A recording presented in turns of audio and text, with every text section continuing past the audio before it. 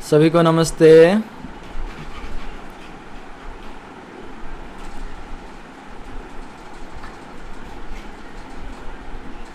हर दिन हम एक जगह मीटिंग करते हैं।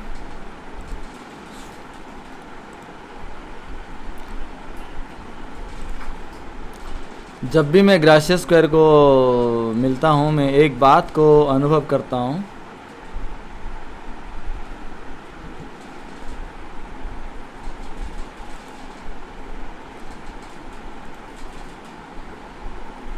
अभी तक उड़ीसा में ग्राशिया स्क्वायर का मूल्य क्या है लोग नहीं जान पाए।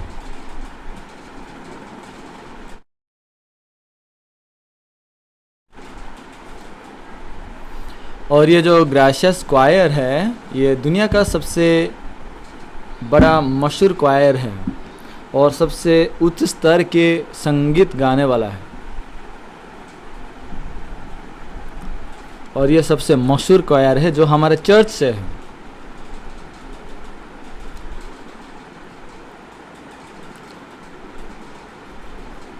और ये विश्व स्तरीय जो क्वायरल कंपटीशन हुआ था, क्वायर कंपटीशन में भी इन्होंने ग्रैंड प्राइज पाए हैं।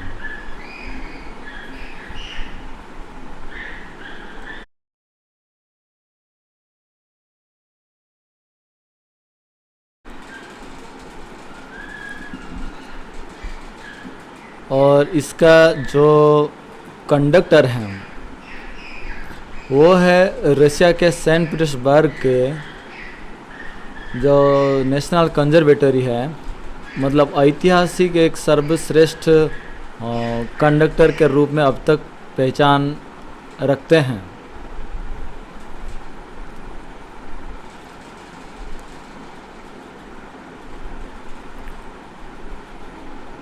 इसलिए इनका जो गीत है, जो बड़े बड़े थिएटर में, ऑडिटोरियम में बहुत दाम देकर लोग उनका गीत सुनने को जाते हैं।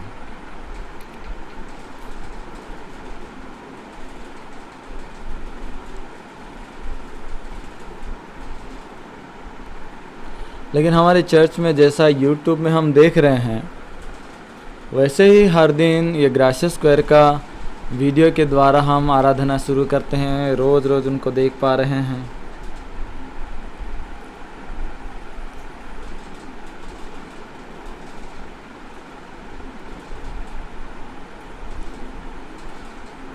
मैं जो सोचता हूँ, जब ग्राशिया स्क्वायर का गीत शुरू होता है, शायद लोग उस समय टॉयलेट जाना चाहते हैं, इसलिए वो सब टॉयलेट जाते हैं और गीत ख़त्म होने के बाद वचन सुनने के लिए फिर ज्वाइन करते हैं।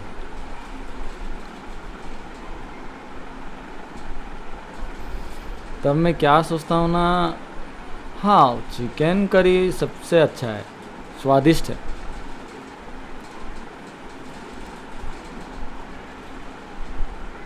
और भारतीय लोग इस पर एक प्रकार गोष्ठी हैं।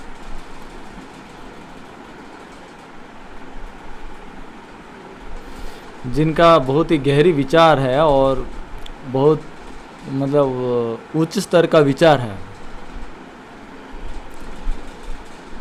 लेकिन भारतीय लोगों का एक बात है जो आसानी से नहीं बदलता। जो चिकन करी वो बनाते हैं वो बहुत स्वादिष्ट है ना।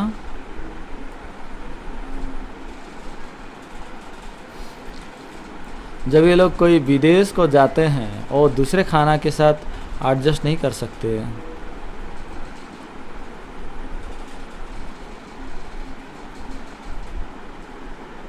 और साधारण तौर पे लोग जब विदेश को जाते हैं उन देश का खाना नहीं खाते हैं।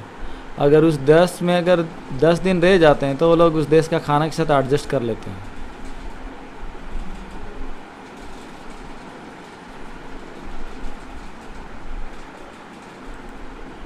लेकिन भारतीय लोगों का एक टेस्ट है, वो टेस्ट कभी नहीं बदलता है।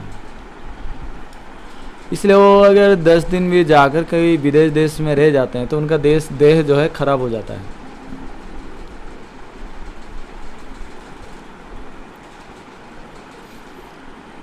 इसलिए उनका जो व्यक्तिगत चॉइस है वो चॉइस अपना बहुत स्ट्रांग है। और भारतीय लोगों की एक बात मुझे बहुत अच्छा लगता है, जानते हैं वो क्या है?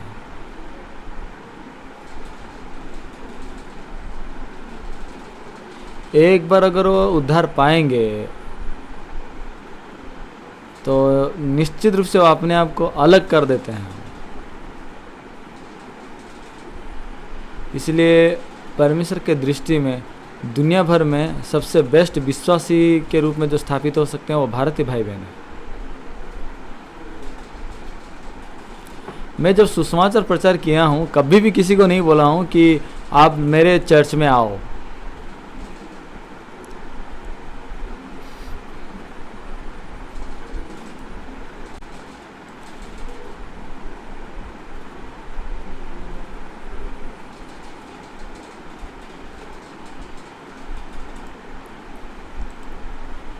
तो मैं जब लोगों को बोलता भी नहीं हूँ कि तुम हमारे चर्च में आओ, लेकिन वो जब नए सिरे से जन्म होते हैं तब भी वो हमारे चर्च आते हैं।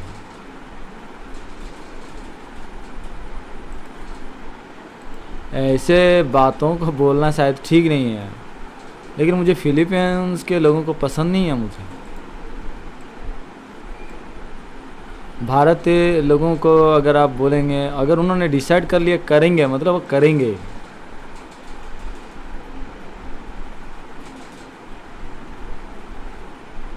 और ऐसी बात नहीं है कि उनका मन में आगे पीछे होते रहेंगे। एक बार अगर उनका मन स्थिर हो गया तो हो जाएगा।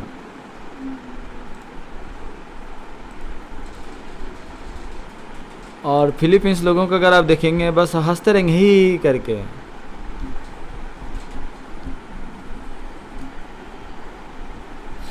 अगर वो गुस्सा करेंगे तो सीधा शूट कर देंगे आपको। ये सबसे बहुत खतरनाक लोग हैं। मुझे आश्चर्य लगता है ये बात।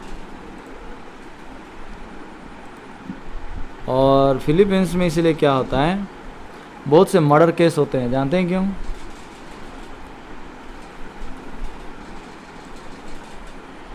और लोगों को मालूम नहीं है कि वो लोग कैसे अपने मन को नियंत्रण करेंगे।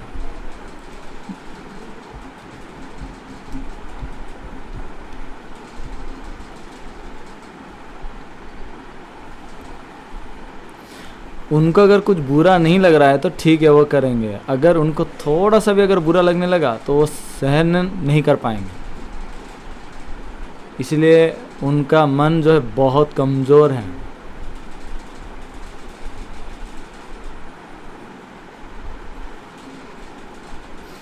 और भारत के इतिहास को अगर आप देखेंगे, बहुत ये इनका इतिहास बहुत पुराना है। उनका सोच भी बहुत गहरा है, इसलिए अनेक बातों को आसानी से सह सकते हैं। आज हम मत्ती सुसमाचार 22 अध्याय को देखेंगे।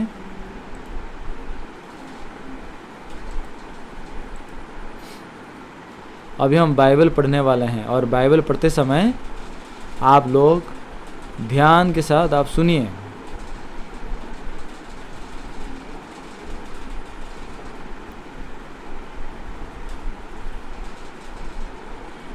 और जब हम बाइबल पढ़ रहे हैं तो क्यों इस प्रकार बातें लिखा हुआ है, ये बात को एक एक करके आप गहराई से सोच के बाइबल सुनिए।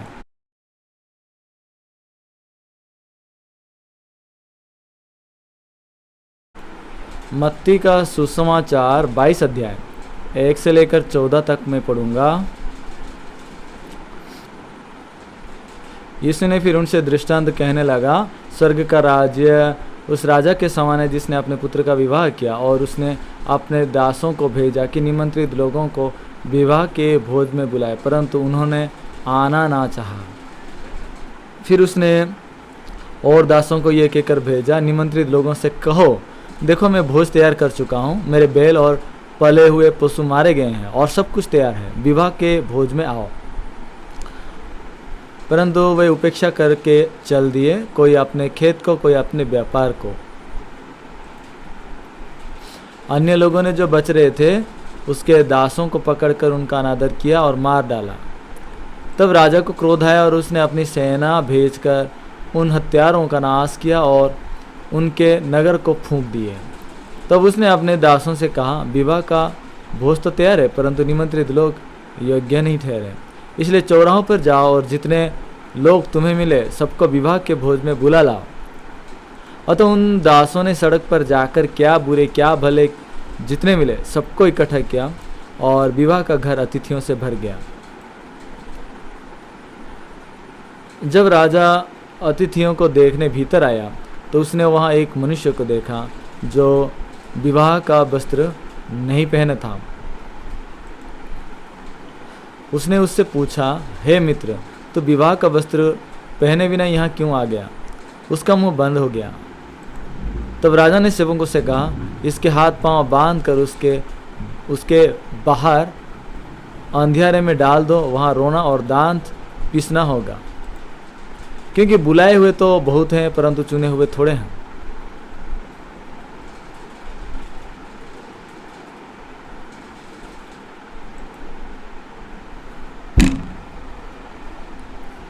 जब मैं बचपना में लोगों से देखता था वो लड़ते थे ना, मैं डरता था।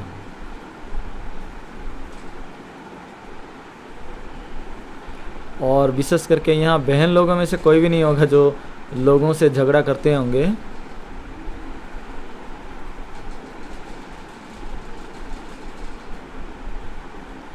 हाँ, निश्चित रूप से साधारण रूप से पुरुष लोग जो है कभी ना कभी अपने बचपन में या जवानी में तो झगड़ा किए होंगे। तो लड़ाई करने से पहले आपका मन कैसा रहता है?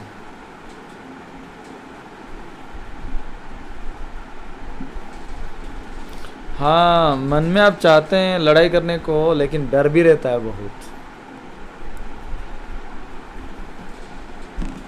और बात यह है कि मार खाने से भी ज़्यादा डर की बात यह है कि वो डर है।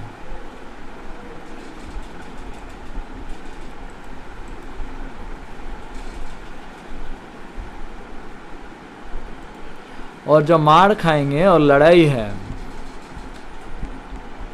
उससे भी बढ़कर मन में जो डर है वो सबसे खतरनाक है।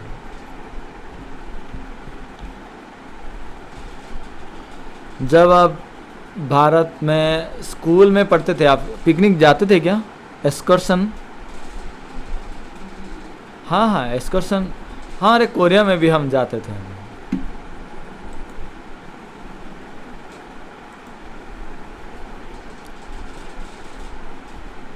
और जानते हैं, एक्सकर्शन जाने का पहला दिन को कभी नींद नहीं लगेगा।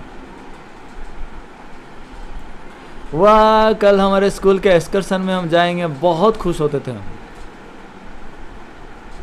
अब तक नहीं गए हैं, लेकिन हमारे मन में बहुत खुश होते थे हम। आप समझ पा रहे ना? ऐसा ही है ना?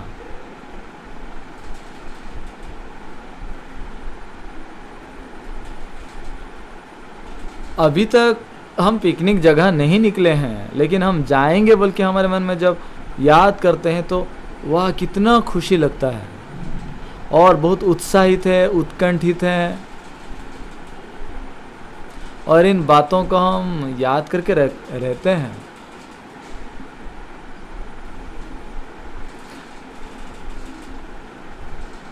तो कोरिया में 2 ऐसे पर्व है जो सबसे प्रसिद्ध हैं। मून डे होता है, जो पहला कटनी का फसल फेस्टिवल होता है, और एक कोरियन न्यू ईयर होता है।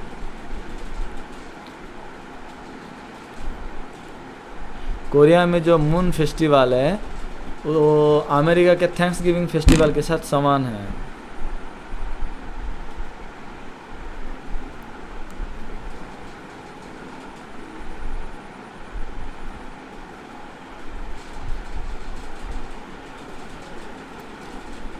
तो उस पर्व में हम राइस केक बनाते हैं और भिन्न भिन्न प्रकार के फल लाते हैं। परिवार के साथ मिल के हम पूजा करेंगे और खाएंगे।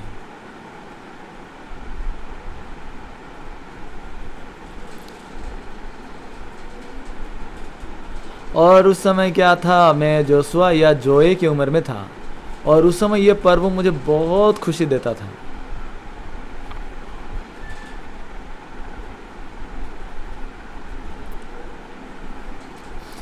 और लिडियाना, इजराना, प्रेशियस, इनके उम्र में मैं था और मुझे बहुत खुशी लगता था।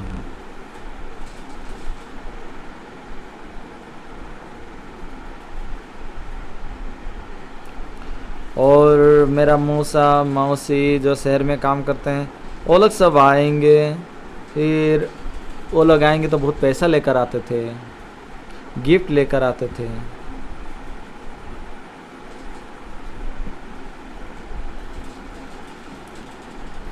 उस समय हमारा देश इतना उन्नति नहीं किया था। सबसे कीमती गिफ्ट था एक पेयर सॉक्स।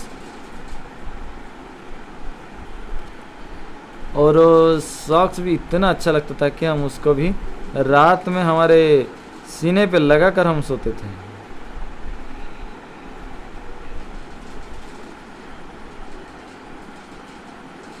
तो पहले उसको पहनना मन करता था, लेकिन माँ डांटेंगे, अरे कल तुम्हारा फेस्टिवल है, आज क्यों पहने हो।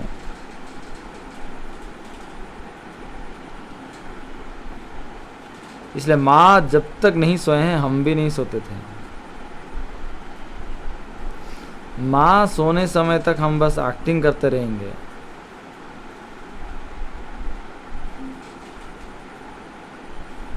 और रात 12 जब बज जाएगा माँ थक जाएगी और खर्राटे मार के सो जाएंगी।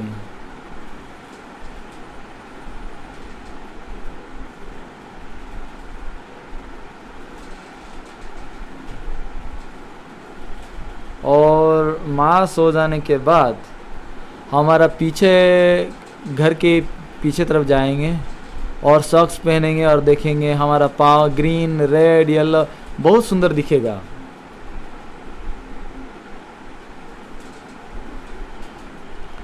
और बचपन में ये एक पेयर सॉक्स था, वो बहुत खुशी देता था। ये बात आपका भी समान है ना? आपको भी ऐसा खुशी अनुभव हुआ है ना?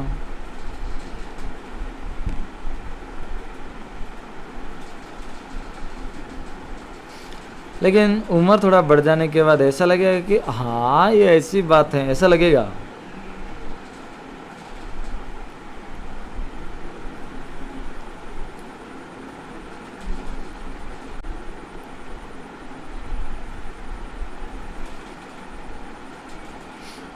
बहुत साल ऐसा गुजर जाने के बाद जब आप बचपन की बातों को अगर आप याद करेंगे तो छोटी छोटी बातों को लेकर भी आप कितना खुश होते थे और कैसे आप छोटी छोटी बातों को लेकर भी आप डर जाते थे, सारे बातें याद आएगी।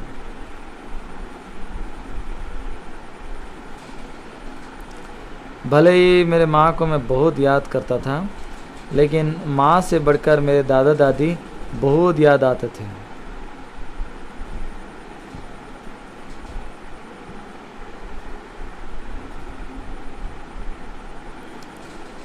तो जब माँ कभी कभी गुस्सा करते थे तो बोलेंगे तू बदमाश, कभी बात नहीं सुनता है, घर को फिर से आया है, घर को आया बोल के मन मर्जी कुछ भी करेगा क्या। तो माँ को मुझे बहुत डर लगता था।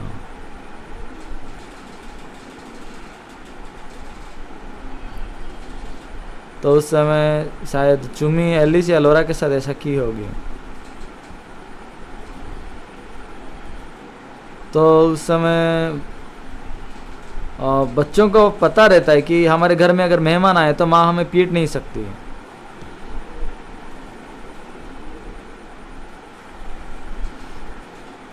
इसलिए गेस्ट लोग जब घर आते हैं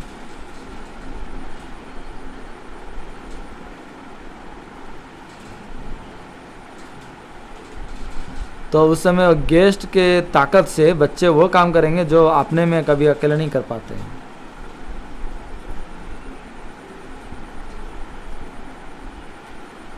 और उस समय वो अच्छा खाना खाने के लिए भी जिद्द करते हैं।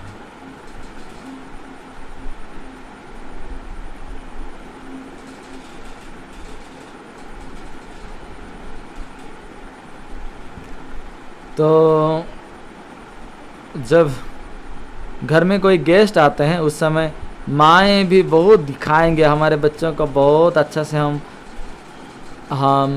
मतलब आप अच्छे से बढ़ाते हैं करके वो बहुत प्यार देंगे। हाँ ठीक है मेरा बच्चा, गोल्डू देख ले, थोड़ा संभाल ले, इस प्रकार वो बात करते हैं।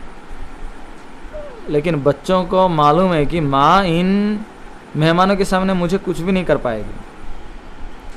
इसलिए बच्चे क्या चाहते हैं, हमारे घर से ये मेहमान लोग नहीं जाने से अच्छा होगा, रात को ये सोएंगे तो अच्छा है।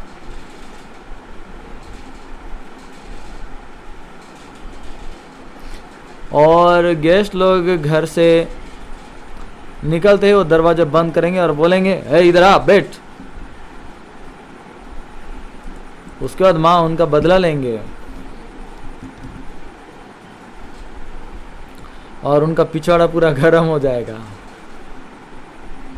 क्योंकि उनको माँ पिटाई करेगी ना। उस समय सबसे बेस्ट कौन है जानते हैं? दादा दादी बहुत बेस्ट हैं। ए उधर क्यों बच्चे रो रहे हैं, तू क्या कर रहा है, बच्चा क्यों रो रहा है?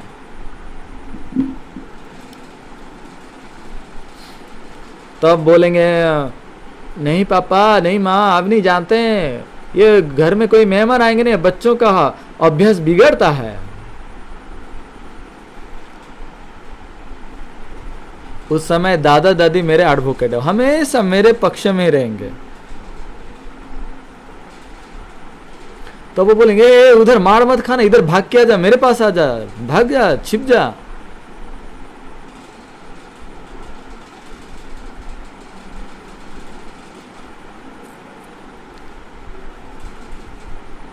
तो उस समय में क्या होता था, दादा दादी जाने के बाद मेरा एटीट्यूड बदल जाएगा। क्या मुझे मार रहे थे, देखो अभी, फिर मैं बात नहीं सुनता।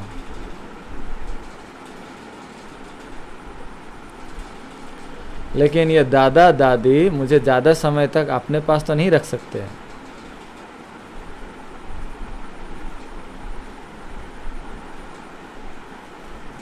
और कुछ दिन गुजर गया, कुछ साल गुजर गया, तब मैं देख रहा हूँ ना दादा हैं ना दादी हैं मेरे पास। मैं खुद भी बहुत, मेरा उम्र हो गया।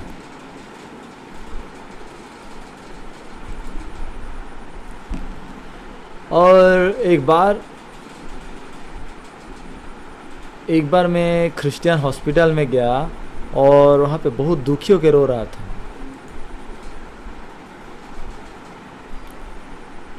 उस समय मेरी माँ संसार छोड़ दी थी।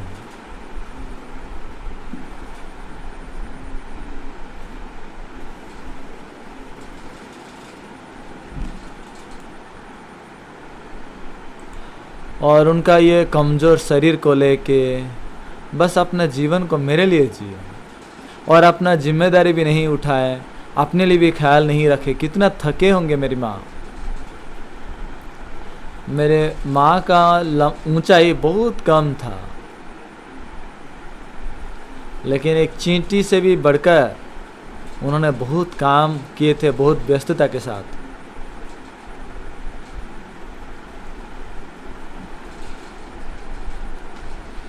मेरी माँ अकेले काम करती थी और हम 5 भाई बहनों को उन्होंने बढ़ाई थी।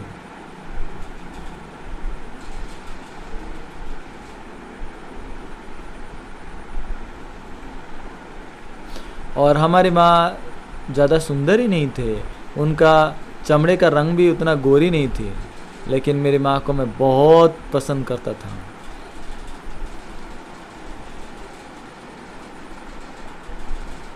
अभी भी मैं मेरे माँ के बारे में याद करता हूँ। कभी कभी मैं माँ को जब याद करता हूँ, उनको देखने का मन करता है।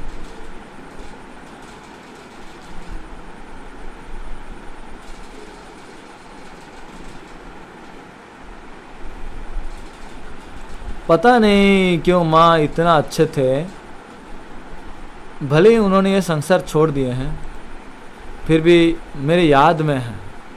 अभी हम उनको देख नहीं सकते, देखने का मन करता है।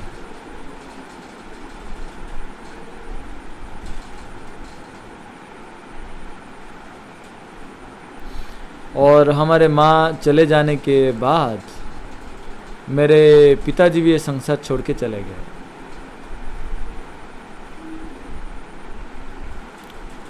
और मेरे माँ ये संसार छोड़ के 8 साल हो गया।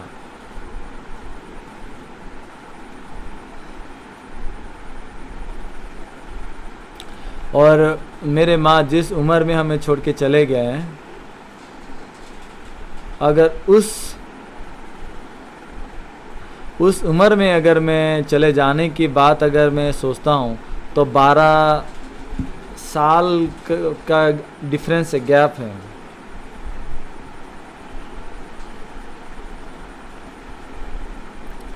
तो भारतीय उम्र के हिसाब से देखेंगे तो मेरा जो एज है वो 67 साल है।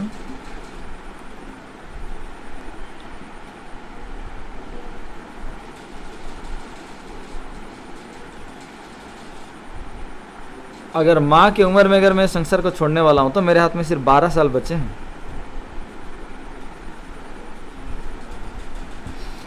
मैं 80 साल तक अगर जीऊँगा आप बोलेंगे तो मेरे हाथ में और 12 साल बचे हैं।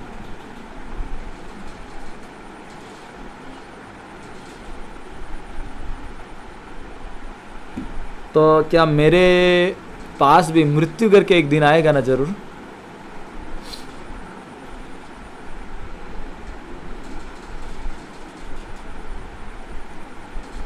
और निश्चित रूप से मैं इस बात का अनुभव कर पाऊँ या ना कर पाऊँ, निश्चित रूप से ये दिन तो मेरे पास आने वाला ही है।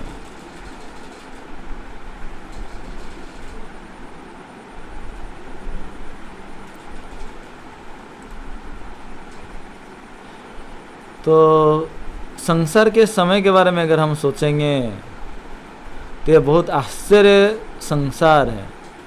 हम खुश हैं इसलिए हमेशा हंस पाएंगे ऐसी बात नहीं है, और हम दुखी हैं इसलिए हमेशा रो भी नहीं सकते।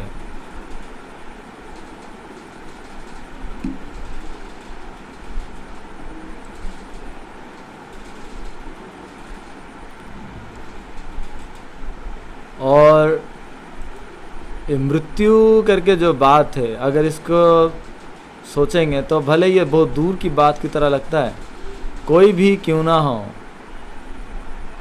एक दिन ना एक दिन तो इस चीज़ों को अपनाना पड़ेगा। और ये जीवन का कोई गारंटी नहीं है, क्योंकि आप कम साल के हैं इसलिए आप लंबा समय जिएंगे ऐसा बात कभी नहीं हो सकता। ऐसे कुछ लोग हैं जो छोटे बचपन में ही शिशु के अवस्था में भी मर जाते हैं। कुछ लोग 20 साल में मरते हैं, और कुछ लोग हैं 20 साल में मरते हैं, 30 साल में, कुछ लोग 40 साल में।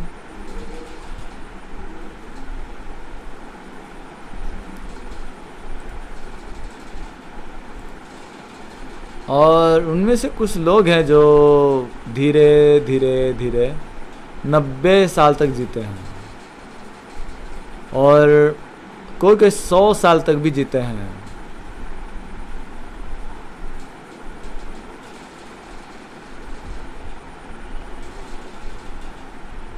तो जितना साल और बीतते जाएगा ये शरीर में कोई आनंद को नहीं पाएंगे आप। तो दिन प्रतिदिन ये शरीर जो है पुराना हो जाएगा और कमजोर बन जाएगा।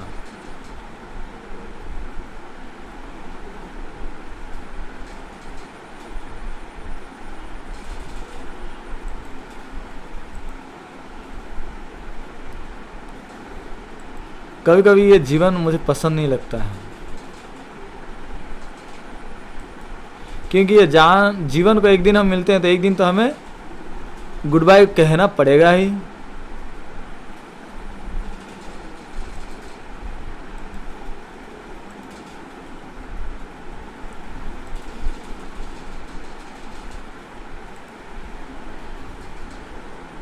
और जो लोग हमारे परिवार के साथ हंसते थे, खा रहे थे, आनंद का समय बिताए, तो ऐसे एक एक व्यक्ति को क्यों मृत्यु का द्वार से होकर उनको पार कराना पड़ता है? मृत्यु करके जो द्वार है वो एक ऐसा द्वार है, एक बार अगर आप इस द्वार में प्रवेश करेंगे तो आप फिर लौट के नहीं आ सकते। आप समझ पा रहे हैं?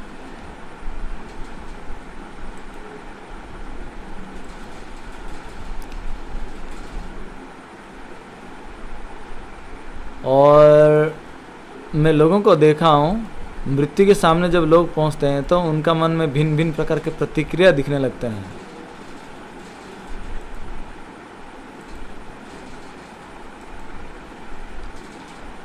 परंतु मैं अगर मेरे माँ के बारे में बताऊं, उनका मृत्यु के बारे में मैं याद तो करता हूं, लेकिन उनके मृत्यु के कारण मैं दुखी नहीं हूं। जानते हैं क्यों?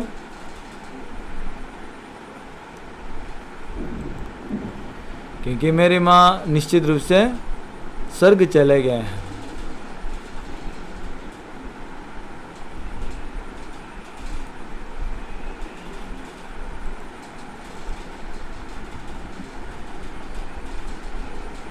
तो मेरी माँ संसार को जब छोड़ के चले गए, निराश होकर चले नहीं गए, वरन आशा से उन्होंने चले गए, और उनके मृत्यु के कारण मैं दुखी नहीं हूँ।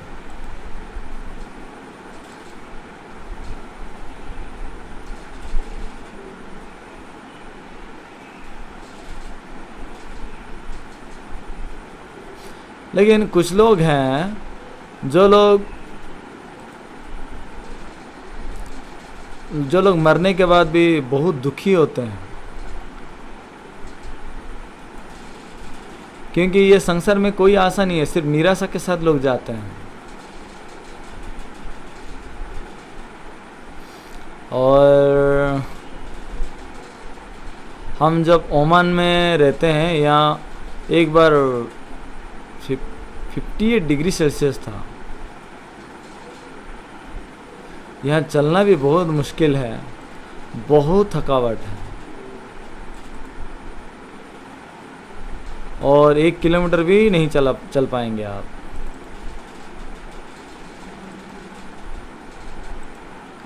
और ये 58 डिग्री सेल्सियस है। मैं जीवन में ऐसे स्थान पे कभी नहीं रहा।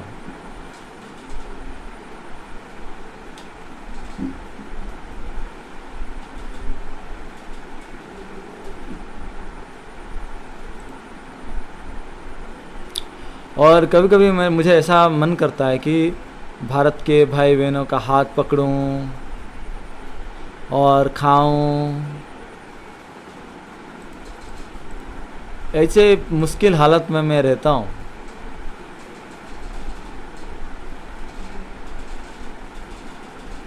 कभी कभी मेरा मन करता है कि हम भाई बहनों को मिलेंगे, उनके साथ हैंडशेक करेंगे, उनके साथ मजाक करेंगे।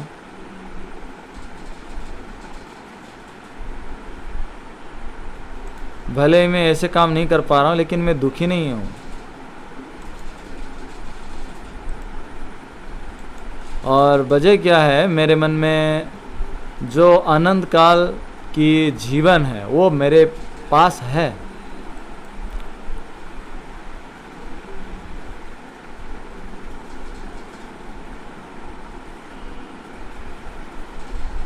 और आज शाम को मैं आपको सुसमाचार सुनाना चाहता हूँ।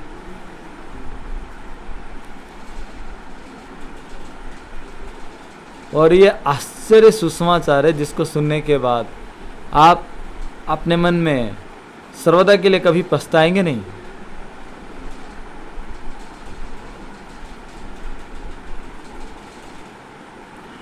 और कभी भी, कहीं भी, जितने भी उम्र में आप मर भी जाएं, सदा काल के लिए आपके मन में जो निश्चित विश्वास रहेगा,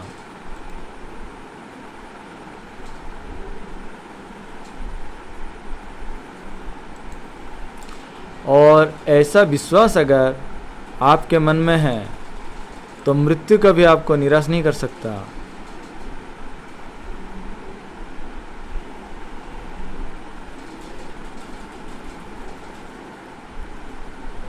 और लोग मृत्यु को डरते नहीं हैं, लेकिन मृत्यु के बाद वो लोग नरक जाएंगे। इस नरक का डर उन्हें भयभीत करता है।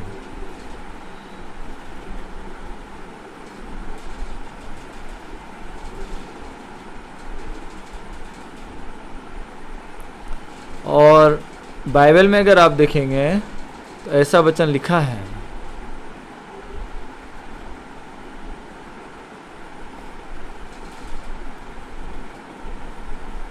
पाप जो है वो मृत्यु देने वाला पाप है।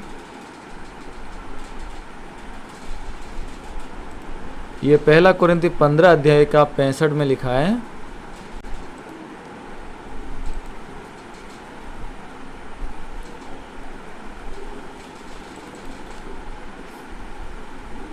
मृत्यु का डंक पाप है, 15 का 56 है,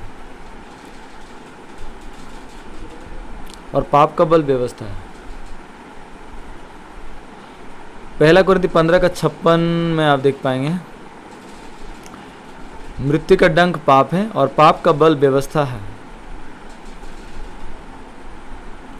इसका मतलब यह है कि जिसके मन में पाप है वो तो नरक जाएगा ही।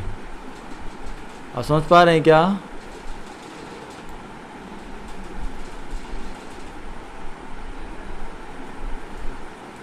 तो भले ही ये संसार में बहुत अच्छे से जिया है, लेकिन मन में अगर पाप है तो आप पक्का नरक जाएंगे।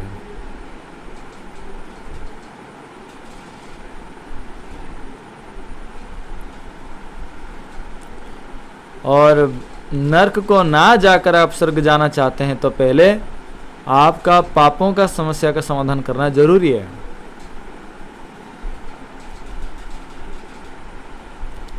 क्योंकि इंसान मरने के बाद, आपका मृत्यु के बाद अवश्य है कि आप परमेश्वर के न्याय के सामने आप खड़े होने वाले हैं।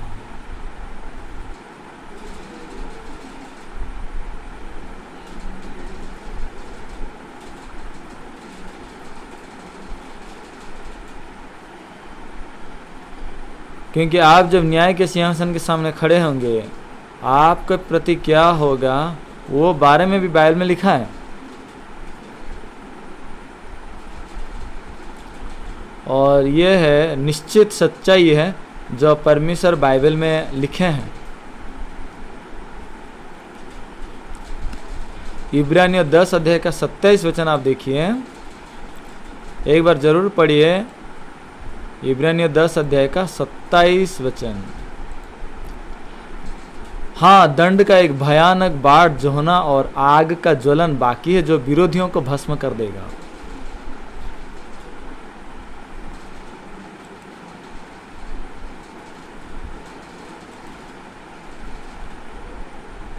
तो इब्रानियों 9 का 27 में लिखा है कि इंसान के लिए मरना एक ही बार है, उसके बाद न्याय का होना नियुक्त है करके लिखा है।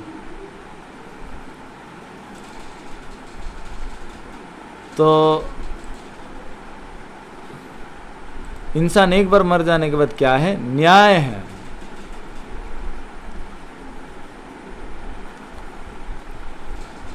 इंसान का मृत्यु के बाद क्या नियुक्त है? वो पाप का न्याय होगा। आप समझ पा रहे हैं क्या?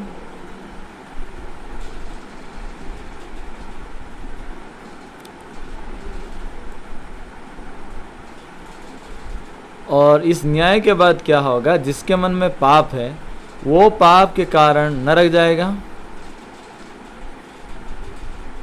और जिनके पास पाप नहीं है वो स्वर्ग जाएंगे।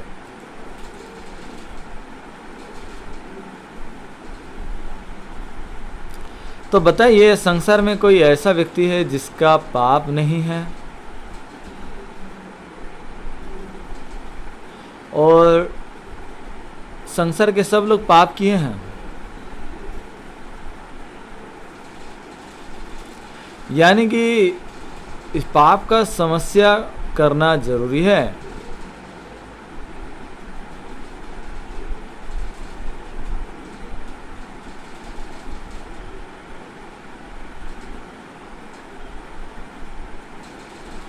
तो यहाँ लोग हैं, पाप करके भी लोगों के पास पाप है, और कुछ लोग हैं पाप करके भी उनके पास पाप नहीं है। ये कौन है? जितने भी लोग ये संसार में हैं उनमें से एक भी इंसान नहीं है जो पाप नहीं किया है।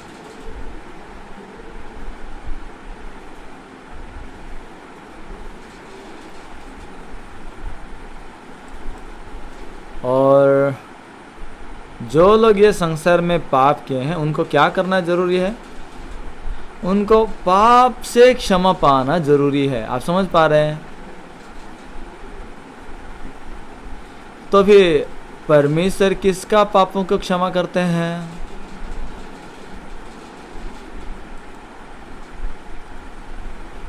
और परमेश्वर कोई विशेष लोगों का पाप क्षमा नहीं करते हैं।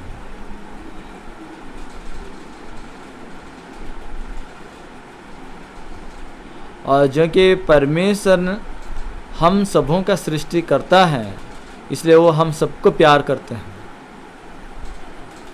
परमेश्वर हमें प्रेम करते नहीं करते हैं? करते हैं।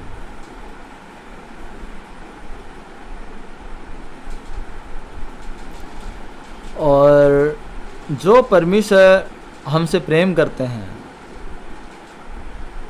वो अपने प्रेम के द्वारा हमारा पापों को क्षमा किए हैं।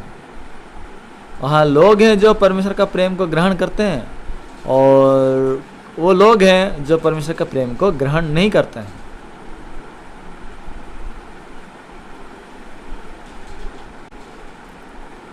परमेश्वर कोई विशेष इंसान को देख के क्षमा नहीं करते हैं। आमेन। इस बात आपको जानना जरूरी है। परमेश्वर का मन को ठीक से जानिए।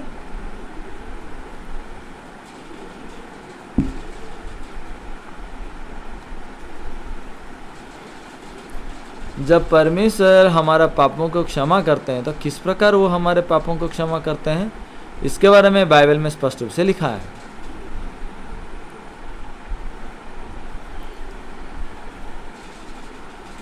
तो किस बात हमारा पाप क्षमा करता है?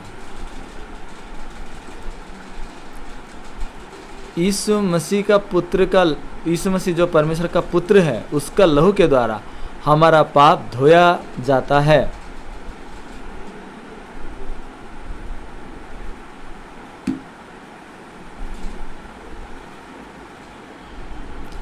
और इसलिए इब्रानियों 9:22 में क्या लिखा जाता है? लहू बहाए बिना पापों की क्षमा नहीं होता है करके लिखा है।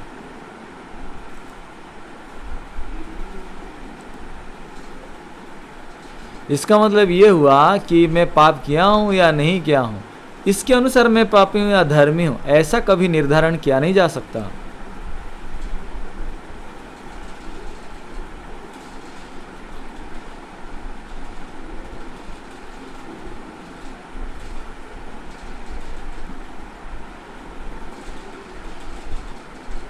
तो यीशु मसीह संसार में आए हैं और अपने पापों के लिए अपना लहू बहाए कि नहीं बहाए हैं, ये निर्धारण करेगा कि आप पापी हैं कि धर्मी हैं। आमेन।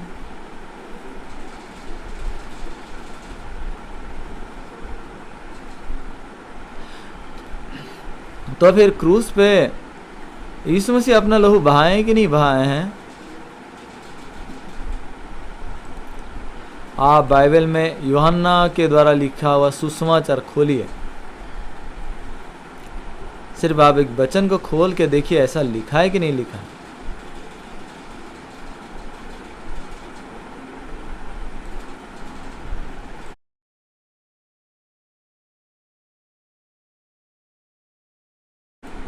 यूहन्ना 19 अध्याय का 30 वचन है।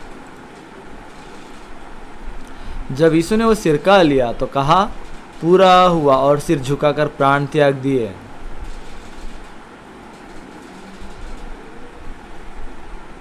यीशु से जब क्रूस पे प्राण त्याग दिए, बाइबल में लिखा है कि पाप का मजदूरी तो मृत्यु है।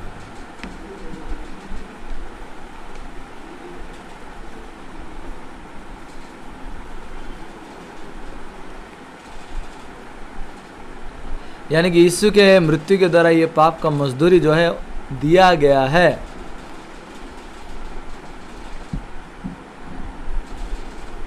तो फिर आपका पाप का मजदूरी किसने दिया है? यीशु मसीह का लहू और मृत्यु। फिर 34 वचन पढ़ेंगे। परंतु सैनिकों में से एक ने बर्छे से उसका पंजर बेधा और उसमें से तुरंत लहू और पानी निकला।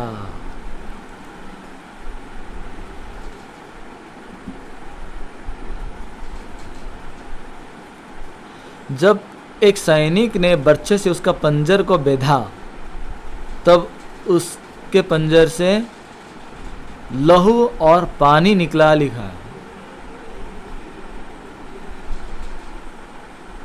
तो आपका पाप कैसे धोया गया?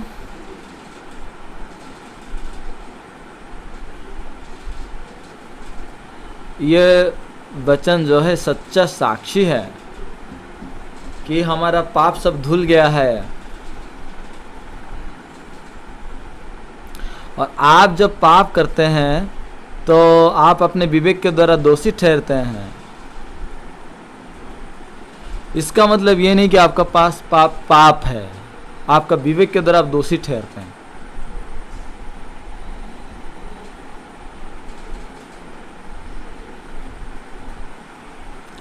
और इसीलिए ये संसार में रहते हुए इस युग में जितने लोग भी जन्म हुए हैं वो ऐसे युग में जन्मे हैं जिस युग में उनका पाप सब धोया जा चुका है।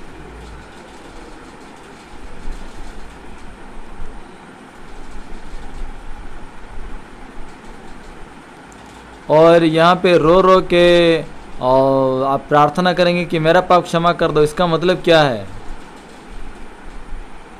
आपका पाप क्षमा हो जाएगा ऐसी बात नहीं है।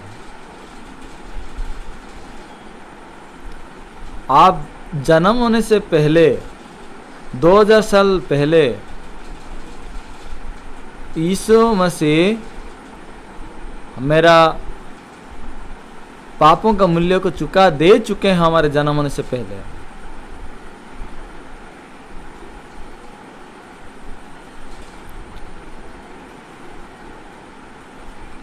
तो 2000 साल पहले यीशु मसीह हमारे सारे पापों को साफ रीति से धो दिए हैं। इसलिए वहाँ ऐसा एक भी नहीं है, पाप नहीं है जो आप अपने लिए आप कुछ करेंगे। आप लोग बहुत अच्छे युग में जन्म लिए हैं।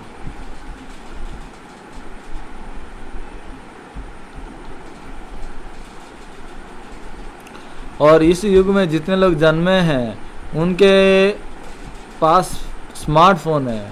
इसलिए वो लोग क्या सोचते हैं, पहले से ही स्मार्टफोन था।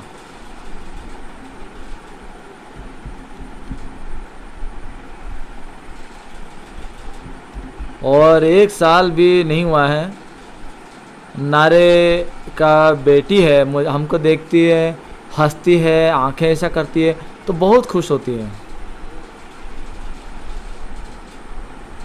मैं जन्म होते समय हमारे गांव में तो एक रेडियो भी नहीं था।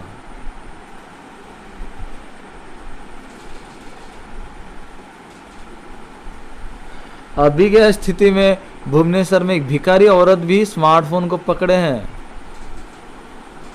और वहां से बात करते हैं। ये पूरा आश्चर्य की बात है ना।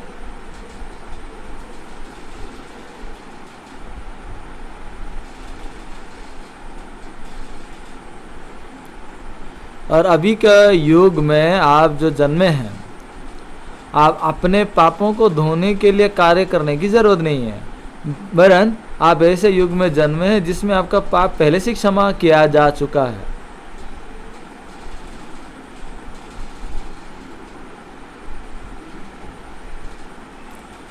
परंतु कोई व्यक्ति अगर अभी भी विश्वास के द्वारा धर्मी नहीं हो पाते हैं, उसका वजह क्या है? क्योंकि वो स्पष्ट सच्चाई नहीं जानते हैं। इसीलिए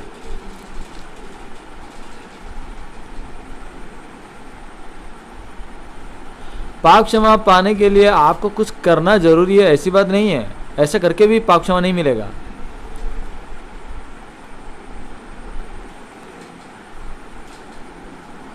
और ये बात नहीं है कि यीशु कुछ किए हैं,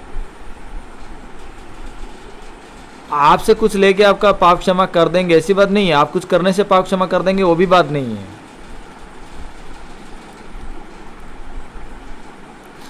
वरन हम जन्म होने से पहले यीशु मसीह हमारे सारे पापों को अपने प्यार के कारण, हमारे सारे पापों को उन्होंने धो दिया है।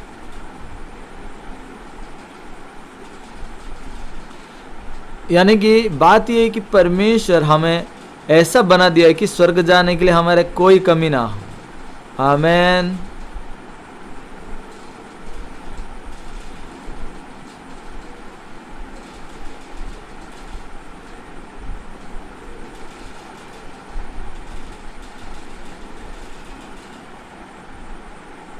और लोग अपने आप को देख के, आप लोग अपने आप को कुछ करके आप पाप क्षमा पाएंगे ऐसी बात नहीं है, लेकिन आपका पाप सारे क्षमा हो चुका है। ये सच्चाई को जब नहीं जानते हैं और अपने शरीर को देखते हैं और उस बुरे व्यवहार को देखकर मैं ये पाप करता हूँ इसलिए मैं पापी हूँ, कैसे मैं धर्मी हो सकता हूँ करके आप लोग सोच रहे हैं।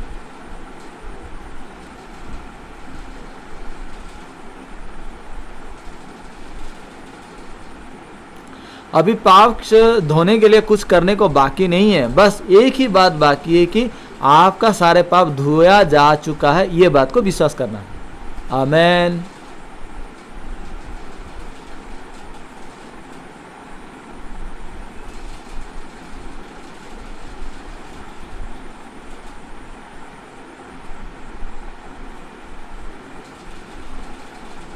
तो हमने एक बार शरीर में जन्म ले चुके हैं, फिर नए सिरे से जन्म होना मतलब क्या है कि वचन के द्वारा, आत्मा के द्वारा, विश्वास से हम पापी से धर्मी होके नए सिरे से जन्म होते हैं। क्योंकि हम पहली बार जो है शरीर में जन्म लिए और अभी हमारा मन से, हमारा नए सिरे से जन्म होता है। समझ पा रहे हैं क्या? इसलिए शरीर का नए सिरे से जन्म नहीं होता है, आत्मा की नए सिरे से जन्म हुआ है।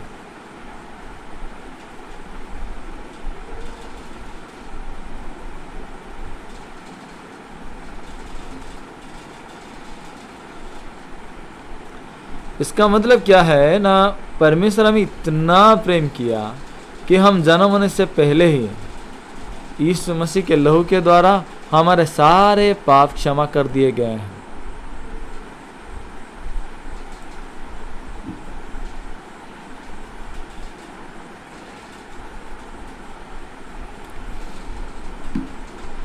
आपका सारे पाप परमेश्वर क्षमा कर दिए हैं। आपका बस अभी एक ही काम बाकी है कि दिल में आप आमीन बोलिए।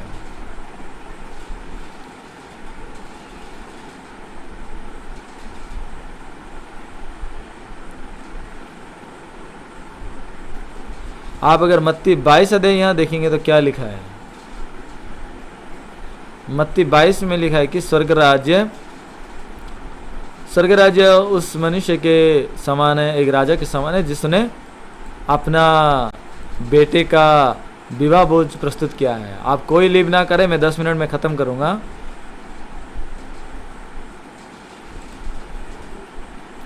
आप आए हैं और वचन को सुने हैं और उसका जवाब भी तो सुन के जाना चाहिए ना, हाँ कि नहीं?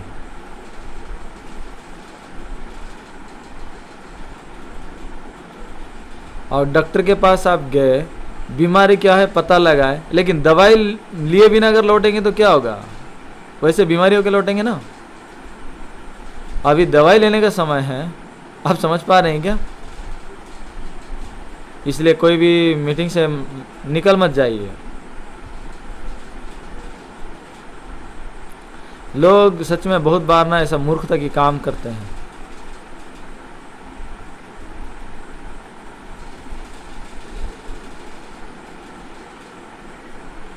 कुछ लोग बाजार जाते हैं, कुछ लोग खरीदना चाहते हैं, लाइन लगाए रहते हैं, कुछ समय इंतज़ार करने के बाद, और 2 जन खरीदने के बाद उनका बारी आएगा, लेकिन वो 2 दिन लोग है बेकार है, कितना लंबा लाइन लगाए करके चले जाएंगे। और 2 लोगों का इंतज़ार करने से उनको मिलेगा। फिर अभी जाना तो था, इतना लंबा समय क्यों खड़े थे? इंतज़ार किए तो अंत तक इंतज़ार करना चाहिए ना, और ख़रीद के ले जाना चाहिए था। हाँ, ऐसे बहुत मज़ेदार लोग हैं, बहुत मजाकिया करते हैं।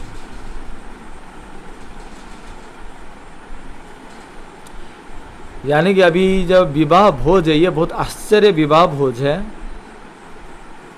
और ये विवाह भोज का दूल्हा कौन है? ये दूल्हा है राजकुमार।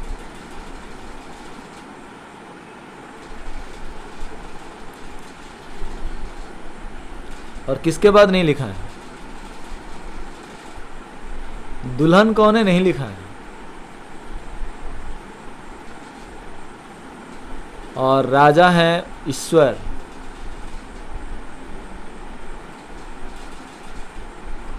तो फिर ये राजा के बेटा, ये पुत्र कौन है? वो यीशु मसीह है।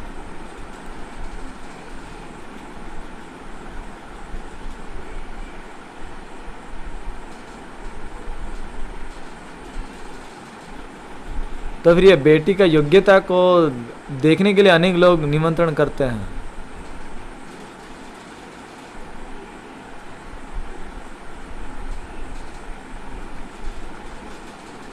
अभी जितने लोग भी राजा की विवाह भोज में बुलाए गए हैं, सबका योग्यता है।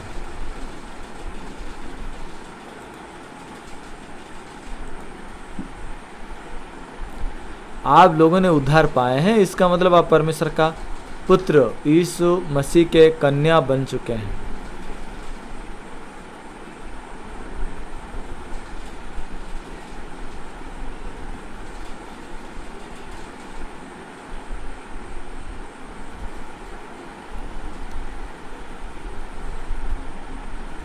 तो आप नए सिरे से जन्म हुए, इसका मतलब स्वर्ग राज्य के जो राजकुमार है, परमेश्वर का संतान में आप सिद्ध बन चुके हैं।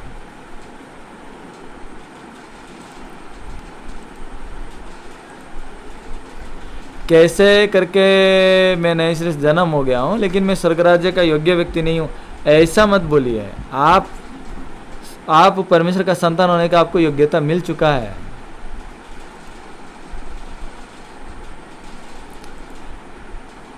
अगर वहाँ गरीब घर का बेटी है और धनी घर के बेटे को अगर शादी करता है, तो उसके बाद धनी घर का कार में चलेगी ना वो।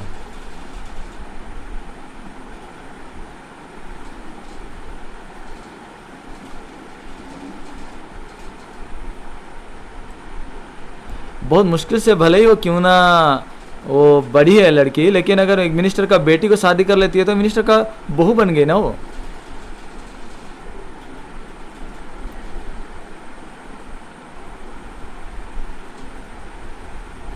और राजकुमार के साथ अगर वो शादी करेगी तो कितना आनंद की बात उसको मिलेगी।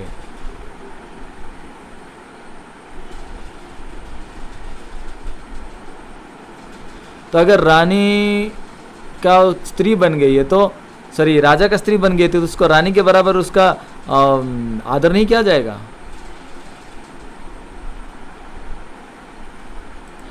लेकिन अभी विवाह भोज को जब उनको निमंत्रण किया गया, लोग आना चाहते हैं क्या? नहीं, कोई भी नहीं चाहते हैं, सब मना कर दे रहे हैं। इसलिए राजा क्या करते हैं, फिर से विवाह भोज के लिए लोगों को भेजते हैं।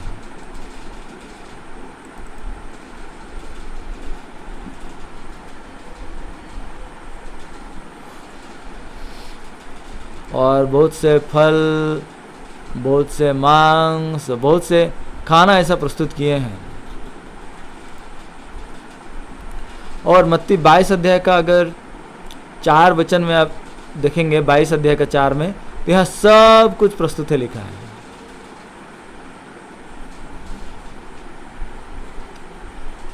आप नए सिरे से जन्म होने के लिए सब कुछ तैयार है।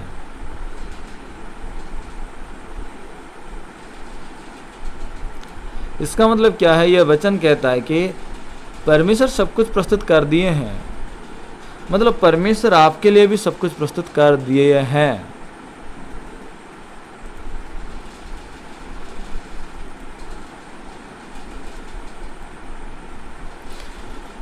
भले ही राजा बार बार अपने लोगों को भेज रहे हैं उनको बुलाने के लिए, लेकिन ये लोग आने के लिए नहीं मांगते हैं, वरन उल्टा राजा के लोगों को मारते हैं, आना नहीं चाहते हैं। वो परमेश्वर उन्हें आशीष दे रहे हैं, लेकिन वो लोग इनकार कर रहे हैं।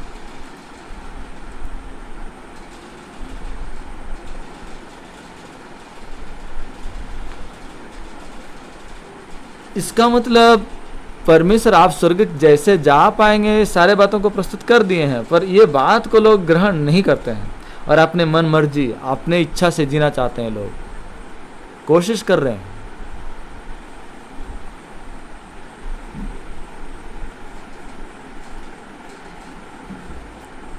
इसलिए अंत में वो क्या कर रहे हैं कि अपने दासों को भेज रहा है। और 10 वचन अगर आप पढ़ेंगे तो बहुत आश्चर्य बात है।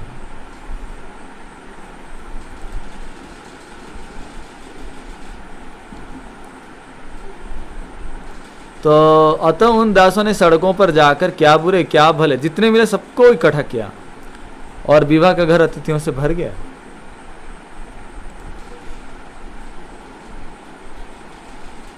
अभी विवाह का घर सिर्फ भर गया है लोगों से।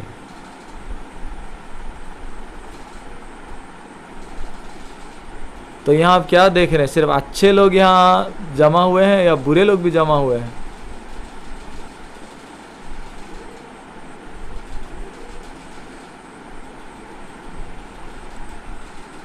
तो ये चाहे अच्छा आदमी हो, ये चाहे बुरा हो, भला बुरा सबको परमेश्वर आशीष देना चाहते हैं। लेकिन यहाँ एक शर्त है, वहां राजा नहीं पूछ रहे हैं कि आप कैसे जिए हो।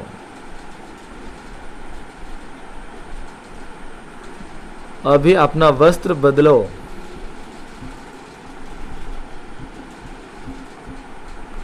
और वहां पे क्या है, वो विवाह वस्त्र उनको पहनना है।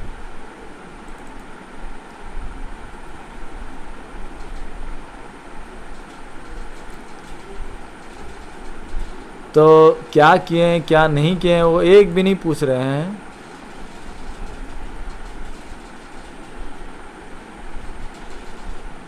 सौ पाप किए हो, 1000 पाप किए, वो भी नहीं पूछ रहे हैं। अभी बस ड्रेस चेंज करो और पहनो।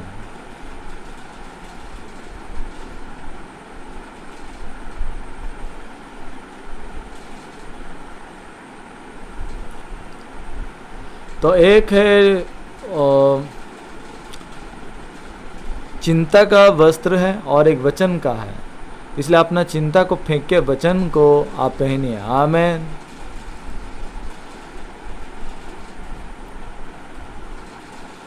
तो आपका चिंता में वो मैच करता है कि नहीं करता है वो महत्वपूर्ण नहीं है, लेकिन परमेश्वर का वचन को आप विश्वास करें।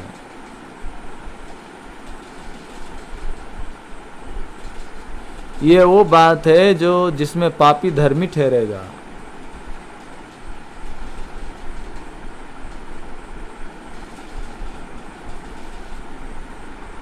तो ये वो मौका है जिसके द्वारा पाप से क्षमा पाएंगे।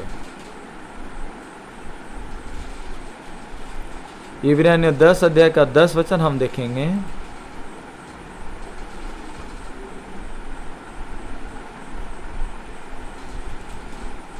उस इच्छा से हम यीशु मसीह की देह के एक ही बार बलिदान चढ़ाए जाने के द्वारा पवित्र किए गए हैं।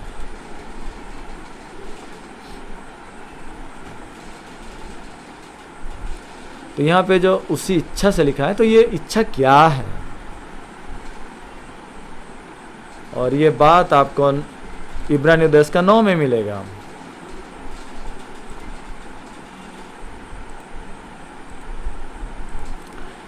फिर यह भी कहता है, देख मैं आ गया हूं ताकि तेरी इच्छा पूरी करूं।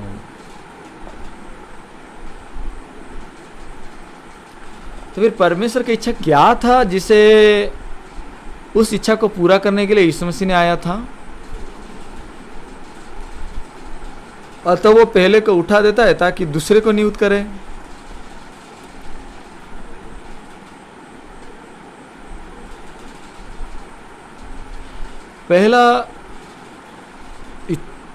पहली बात तो यह था, इच्छा था कि वो व्यवस्था है और व्यवस्था को कोई भी इंसान मान नहीं सका।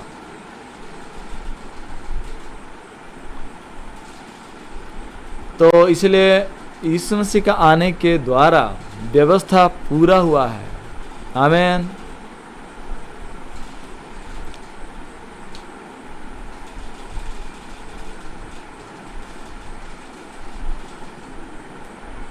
तो इसलिए यीशु मसीह अपना लहू को देकर हमारे सारे पापों को क्षमा कर दिया है।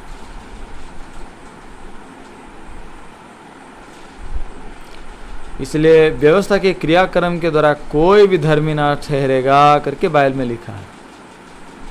आप समझ पाए क्या?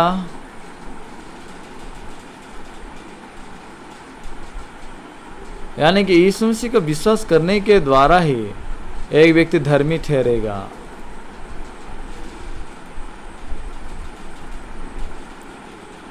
इसलिए एक भी ऐसा व्यक्ति नहीं है जो पहला नियम को मान के धर्मी बनाओ।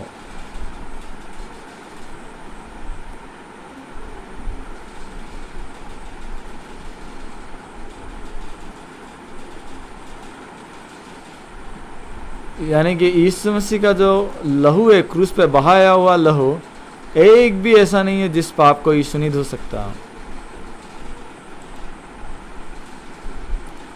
तो फिर क्या आपका पाप धो गया है या धोया जाएगा?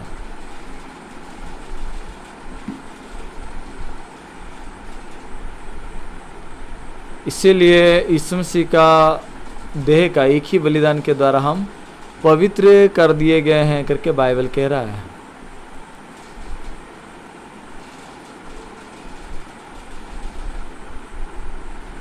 और मैं पाप कर रहा हूं इसलिए पापी हूं, ये आपका चिंता नहीं है, ये शैतान आपके मन में डाला था।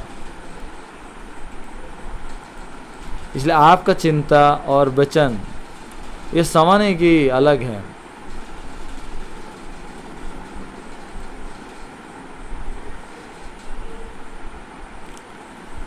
आप पवित्र होंगे ऐसी बात नहीं है, आप पवित्र कर दिए गए हैं ऐसा लिखा है।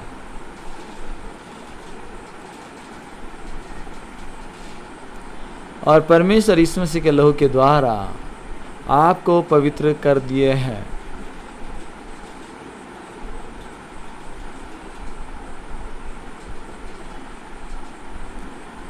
और जैसा आप स्वर्ग राज्य में प्रवेश कर सकते हैं, इस प्रकार परमेश्वर सारे वस्त्र को आपके लिए प्रस्तुत कर दिए हैं।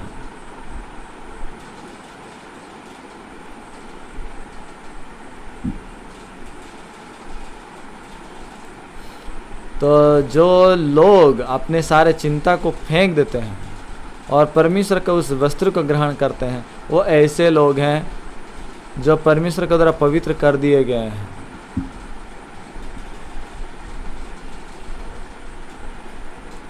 और इस शरीर को जो कोई भी पहने हैं,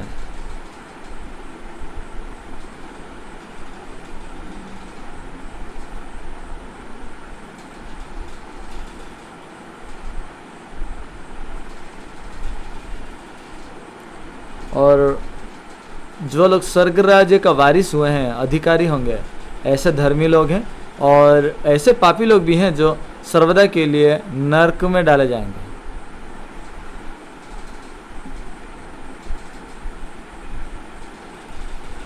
सिर्फ आमीन करके इस बात को लोग ग्रहण नहीं कर पा रहे हैं, ये सच्चाई को, इसीलिए लोग नरक जा रहे हैं।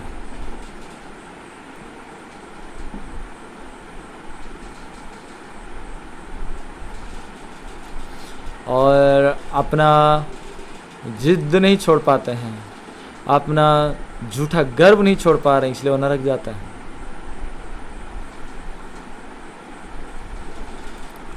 और निश्चित रूप से परमेश्वर उनको जो प्रेम दिए हैं और अपने चिंता को ग्रहण करके लोग नरक जा रहे हैं।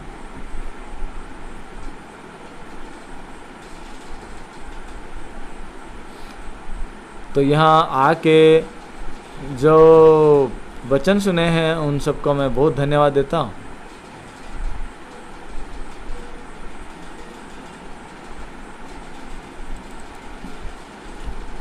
और ये संगति में लगातार आप जुड़े रहिए और अनंत काल की संगति को आप पाते रहिए। आप लोग सर्वदा के लिए पवित्र बन गए हैं क्या? सब कोई परमेश्वर के विवाह भोज में प्रवेश कर चुके हैं क्या? हालेलुया। मैं प्रार्थना करता हूँ, हमारे पवित्र पिता परमेश्वर धन्यवाद देते हैं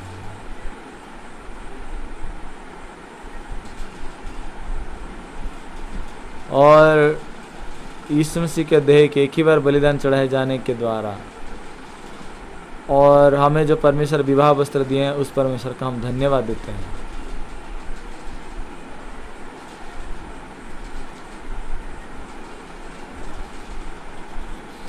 और आज जो कोई भी कॉन्फ्रेंस में आए हैं और जो भाई बहन ये कॉन्फ्रेंस में योगदान दिए हैं, सबके सब जैसा ये परमेश्वर का वचन को सुनने के द्वारा बहुत ऐसे आशीषित हों, ऐसा अनुग्रह दीजिए।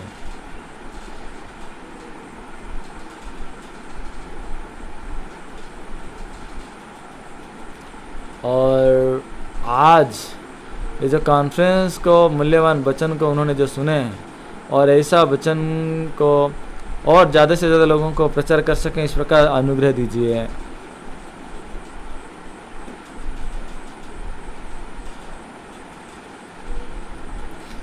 और इस प्रकार कलीसिया को आपने दिए हैं